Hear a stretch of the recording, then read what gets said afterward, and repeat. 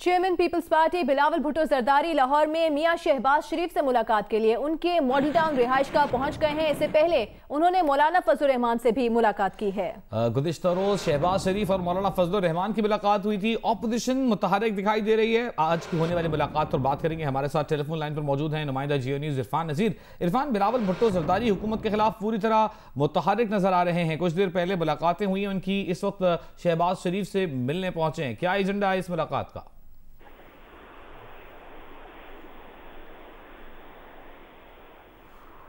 इरफान, क्या आप हमारी आवाज सुन सकते हैं? जी बताइएगा।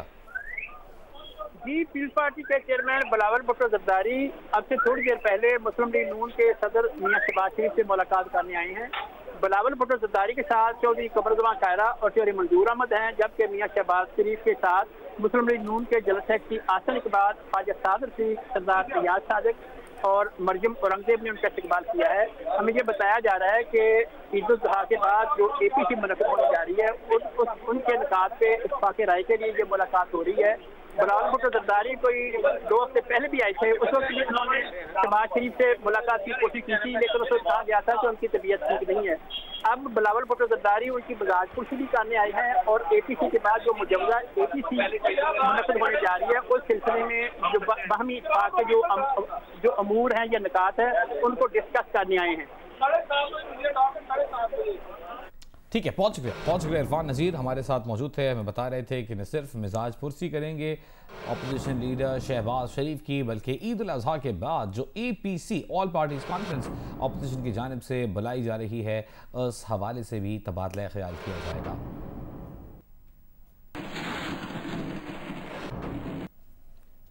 शहबाज शरीफ से मुलाकात के लिए आने से पहले बिलावल भुट्टो जरदारी ने मौलाना फजल रहमान से मुलाकात की। मीडिया से गुफ्तगू में बिलावल भुट्टो जरदारी ने कहा कि पाकिस्तान के अवाम इस वक्त एक पेज पर हैं कि इमरान खान को जाना पड़ेगा। बिलावल ने कहा कि आज मौलाना फजल रहमान से जो बातचीत हुई है उसके असरात इंशाअल्लाह ईद उल अज़हा के बाद नजर आना शुरू हो जाएंगे। पाकिस्तान के अवाम इस वक्त सब एक पेज पे है, सारे सूबे के अवाम एक पेज पे है। इस इमरान को जाना पड़ेगा। और जिस तरीके से इमरान की सिलेक्टेड हुकूमत ने आम आदमी का मुआशी सूरत हाल को मुश्किल में डाल दिए हैं, हर पाकिस्तानी का अब ज़िंदगी और सेहत को भी ख़तरा है और उनका मुआशी सूरत हाल को भी ख़तरा है। पाकिस्तान के अवाम एक पेज पे हैं, तो अपोजिशन को जल्द से जल्द पाकिस्तान के अवाम की उम्मीदों पे पूरा उतरते हुए उनका मिसाइल के हल निकालना पड़ेंगे। जहाँ तक ये मिड टर्म इलेक्शन की बात हो या इन हाउस तब्दीली की बात हो या जो भी अपोजिशन का स्ट्रैटेजी होगा, वो तो सारे अपोजिशन मिल के फैसले लेंगे और इंशाअल्लाह ताला ईद के बाद आपको उसके अच्छे रिजल्ट्स मिलना शुरू कर देंगे। पाकिस्तान पीपल्स पार्टी के चेयरमैन से मुलाकात के बाद मौलाना फजल रहमान ने कहा कि पिछले इंतखाबात में आम आदमी के वोट का मैंडेट चोरी किया गया। अपोजिशन का मुतालिबा है कि अवाम का मैंडेट वापस किया जाए। उन्होंने कहा कि हमने पहले दिन से इस हुकूमत को तस्लीम नहीं किया। एक सवाल पर फजल रहमान ने कहा कि इमरान खान के जाने के बाद पहली तरजीह मुल्क की मईशत को उठाना होगा। इन्होंने इन 2 सालों में बजट कहाँ पहुँचाया, मुल्क की मईशत कहाँ पहुँचाई, आज गरीब की हालत क्या है, आज मजदूर की हालत क्या है, आज नौजवान बेरोजगार क्यों है, ताजर तबका क्यों चीख रहा है, पुकार रहा है। तो मुल्क की मईशत को इस हद तक इन्हितात का शिकार करना, ये तो रियासत पे सवाल पैदा हो जाता है कि उसकी बका क्या कर रहे हैं हमने। लिहाजा हुकूमत जायज़ हुकूमत बने ताकि वो जो भी करे वो हकीकी मानों में कौम की नुमाइंदगी नज़र आए और फिर जाहिर है कि हमारी जो प्रायोरिटीज़ होंगी वो मुल्क की मईशत को उठाना हो। और अब आपको बताते हैं, हुकूमत ने नैब कवानीन में तरमीम से मुतालिक ऑपोजिशन की तजावीज़ मुस्तरद कर दी। मुस्लिम लीग और पीपल्स पार्टी का पार्लिमानी कमेटी बराए कानून साजी से वॉकआउट। शाहिद खाकान अब्बासी का कहना था कि हुकूमत की नीयत मुल्क की मफाद में काम करने की नहीं है। तमाम अपोजिशन जमातें मशवरा करेंगी और तजवीज़ है कि इसके बाद अब हुकूमत से मजीद कोई बात APC के फोरम से ही होगी। हम ये समझते हैं कि नैब की हर सेक्शन में ये तरमीम होनी चाहिए। तो हमें ये बताया गया कि हुकूमत इन अमेंडमेंट से एग्री नहीं करती। हमने कहा कि आपके सामने बहुत सी तरामीम रखी गई हैं, क्योंकि सेक्शन बाय सेक्शन बहस हुई थी। आप कौन सी तरामीम से इत्तेफाक नहीं करते, इसका जवाब उनके पास नहीं था। लेकिन अब चूंकि बातचीत हो नहीं सकती, हुकूमत गुड फेथ में बात नहीं कर रही और उनकी नीयत मैं नहीं समझता हूं कि मुल्क के मफाद में कोई काम करने की है, तो हमने उस कमेटी से वॉकआउट किया। और अब हमारा फैसला ये है कि इसके बाद तमाम पार्टियां मशवरा करेंगी और जो बातचीत भी होगी वो हमारी तजवीज़ है कि एपीसी के फोरम से होगी। दूसरी जानिब कौमी असम्बली में मौक़िफ़ पेश किया गया। हुकूमती वफाकी वज़ीर शाह महमूद कुरैशी का कहना है कि अपोजिशन ने नैब कानून में 35 तरामीम की तजवीज़ पेश की। हर तजवीज़ वज़ीर आज़म के साथ इजलास में उस पर गौर किया गया। अपोजिशन को बता दिया है कि उनकी दी गई तरामीम पाकिस्तान तहरीक इंसाफ के लिए काबिल कबूल नहीं। हुकूमत समझती है कि अपोजिशन की तरामीम के बाद एहतसाब का इदारा बेमाना होकर रह जाएगा। कौमी असम्बली से खिताब करते हुए शाह महमूद कुरैशी ने कहा कि ऑपोजिशन को नैब के कानून में तरमीम अवाम के मफाद को सामने रखते हुए करनी चाहिए। उन्होंने बताया कि ऑपोजिशन ने तरमीम तजवीज़ की नैब सिर्फ 1 अरब रुपए से ऊपर की करप्शन पर कार्रवाई करे। ऑपोजिशन ने यह भी तजवीज़ दी कि नैब से सजा याफ्ता शख्स को असम्बली रुकनियत से नाअहल ना किया जाए। ऑपोजिशन ने यह भी तजवीज़ दी है कि 5 साल से पुरानी करप्शन के केसेस पर नैब कार्रवाई ना करे।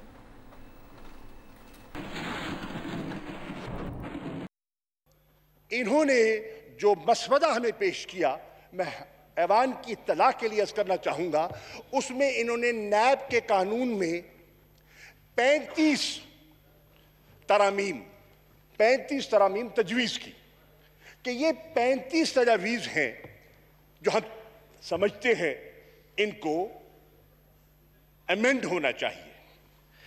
अब जनाबे वाला, उन 35 तजावीज़ को हमने समझा, हमारी लीगल टीम ने समझा और लीगल टीम ने समझकर वज़ीर आज़म की खिदमत में उनको पेश किया।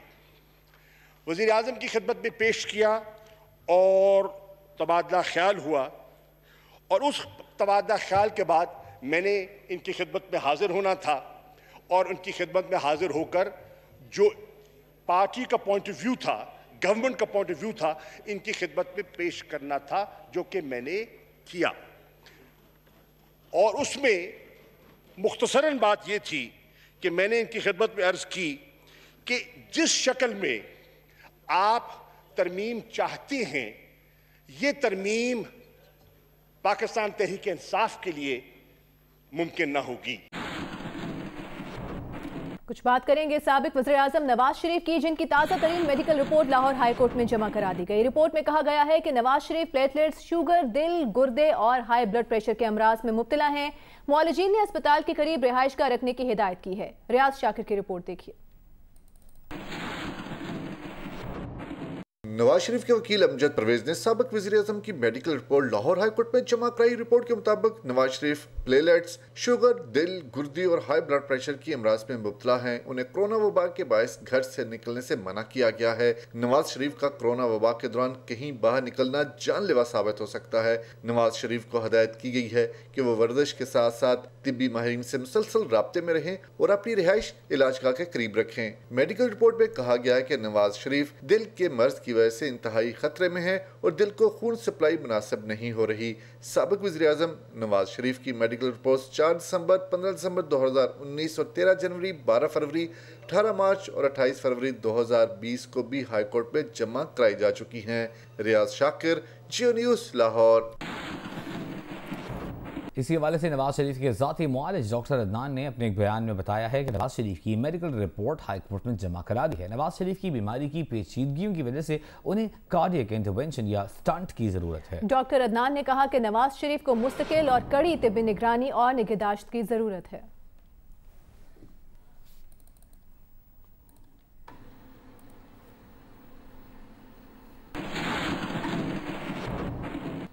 कुछ दीगर अहम खबरें शामिल करते हैं। आपको बताते हैं कराची में 3 दिन की बारिश के दौरान करंट लगने के मुख्तलिफ वाक़यात में एक बच्ची और खातून समेत 9 अफराद जान बहक हो गए। अजीजाबाद में करंट लगने से कुर्बानी के लाए गए 2 बकरे भी हलाक हो गए। कराची के कई इलाकों में कल से अब तक बिजली की फराहमी बहाल ना हो सकी। जिन इलाकों में बिजली की फराहमी बहाल नहीं हो सकी उसकी तफसील भी आपको बताएं। औरंगी टाउन 5 नंबर में गुज़िश्ता रोज से बिजली की फराहमी मुअत्तल। सरजानी, औरंगी, न्यू कराची, नॉर्थ कराची, पापोश, मंगोपीर, कुमारी कॉलोनी, कस्बा, लियाकताबाद, नॉर्थ नासिमाबाद, गुलशन इकबाल के मुख्तलिफ इलाकों में भी बिजली गायब। के इलेक्ट्रिक ने बिजली बहाली ऑपरेशन निकासी आप से मशरूत कर दिया। के इलेक्ट्रिक के मुताबिक बारिश के मुकम्मल रुकने और बिजली की तनसीबात के गिर्द से पानी की निकासी होने के बाद बिजली बहाली का ऑपरेशन शुरू किया जाएगा। मुशीर दाखिला शहजाद अकबर का कहना है कि ऑपोजिशन हुकूमत को ब्लैकमेल न करे। ऑपोजिशन नैब के कवानीन में 35 फराहमी मांग रही है। ऑपोजिशन चाहती है एहतिसाब का अमल बंद कर दिया जाए। ऑपोजिशन के 35 निकात इतने नाकाबिले अमल हैं कि उन पर बात भी नहीं हो सकती। ऑपोजिशन का मुतालबा है कि 1 अरब रुपए से कम की करप्शन नहीं होगी। ऑपोजिशन कहती है कि नैब का चेयरमैन किसी को गिरफ्तार नहीं कर सकेगा। ऑपोजिशन कहती है कि 1999 से पहले का एहतिसाब नहीं होगा। ऑपोजिशन टारगेटेड इस्लाहात चाहती है। इमरान खान का मौक़िफ़ वाज़ेह है कि एहतिसाब के अमल पर कोई सौदेबाजी नहीं होगी।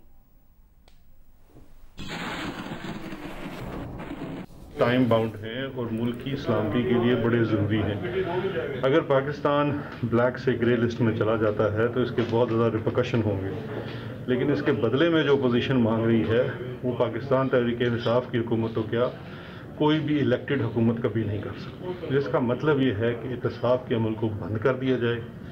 जो उनके 35 नुकात हैं वो इतने नाकाबिले अमल हैं कि उनके ऊपर मेरे ख्याल में बातचीत भी नहीं हो सकती।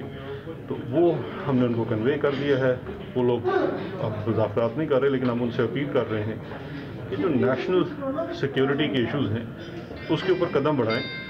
जो issues national security, personal security के हैं उस पर हम मज़ीद आपसे बात कर सकते हैं, लेकिन इस इशू के ऊपर इसे हुकूमत को ब्लैकमेल ना करें। जो नैब के अंदर अमेंडमेंट्स मांग रहे हैं 34-35 के लगभग अमेंडमेंट्ट्स हैं, जिसके बाद नैब का जो इदारा है वो बिल्कुल रिडेंडेंट हो जाएगा। एहतिसाब का अमल ख़त्म हो जाएगा। कुछ चीज़ें जैसे आज फॉरेन मिनिस्टर साहब ने हाउस में बात की कि 1 अरब से नीचे की करप्शन नहीं होगी। नैब का चेयरमैन किसी को अरेस्ट नहीं कर सकेगा। 5 साल से पीछे इसका इतलाक नहीं होगा।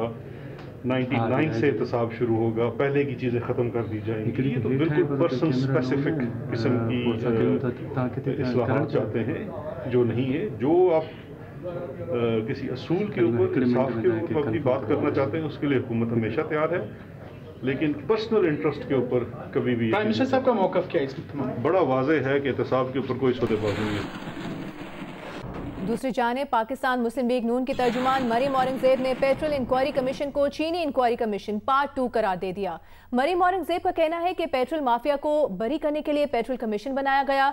इमरान साहब खुद ही बहरान पैदा करते हैं, फिर खुद ही कमीशन बनाते हैं और फिर खुद ही NRO दे देते हैं। उन्होंने कहा कि चीनी बहरान की तरह पेट्रोल बहरान भी इमरान साहब के गुलाम फैसलों के बायस पैदा हुआ है। इमरान खान ने पेट्रोल माफिया के सामने भी घुटने टेक दिए। चीनी कमीशन बनाकर तमाम चीनी चोरों को बरी कराया, फिर जहाज में लंदन फरार कराया। इमरान माफिया अपने गुनाह छुपाने के लिए कमीशन बनाता और फिर मुल्जिमान फरार कराता है। इमरान साहब कमीशन बनाकर आप खुद को नहीं बचा सकते, हिसाब तो देना होगा।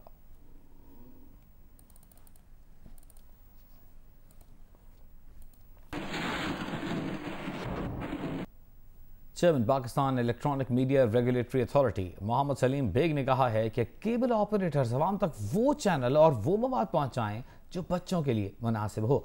गुजरांवाला के रीजनल ऑफिस के दौरे के मौके पर चेयरमैन पैमरा ने कहा कि मजहबी, मुआशरती, समाजी और अखलाकी इक़दार की जिम्मेदारी केबल ऑपरेटर्स के कंधों पर है। यूट्यूब या किसी और जराए से हासिल किया गया मवाद केबल पर चलाने वाले केबल ऑपरेटर का लाइसेंस मनसूख कर दिया जाएगा। चेयरमैन पैमरा ने इन हाउस सीडी चैनल्स पर गैर अखलाकी मवाद नशर करने वालों के खिलाफ सख्त कार्रवाई का हुक्म भी दे दिया। दौरे के मौके पर रीजनल मैनेजर लियाकत शाह ने चेयरमैन पैमरा को केबल टीवी पर गैर अखलाकी और इंडियन चैनल्स के खिलाफ कार्रवाई से आगाह किया। पंजाब में दुकानें, मॉल और बाजार बंद करने की हुकूमती हिकमत अमली के खिलाफ ताजिरों ने शदीद एहतजाज किया। फैसलाबाद में पुलिस और ताजिर आमने सामने आ गए। पुलिस ने लाठी चार्ज करके कई ताजिरों को हिरासत में ले लिया। गुजरांवाला, हाफिजाबाद, सियालकोट में ताजिर स्मार्ट लॉकडाउन के खिलाफ सड़कों पर निकल आए। मुल्तान में तमाम छोटी बड़ी मार्केटें बंद रहीं। झंग में दुकानें जुज़वी तौर पर खुली। लाहौर में बड़े बाजार बंद रहे। ताजिरों ने पंजाब हुकूमत से मुलाकात के लिए वक्त मांग लिया है।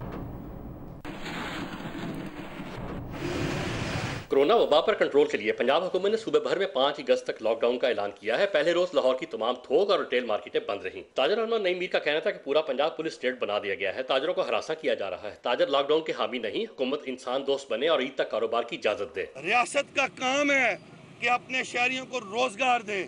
रियासत का काम शहरियों का रोजगार छीनना नहीं होता। आप जुल्म कर रहे हैं, ज्यादती कर रहे हैं।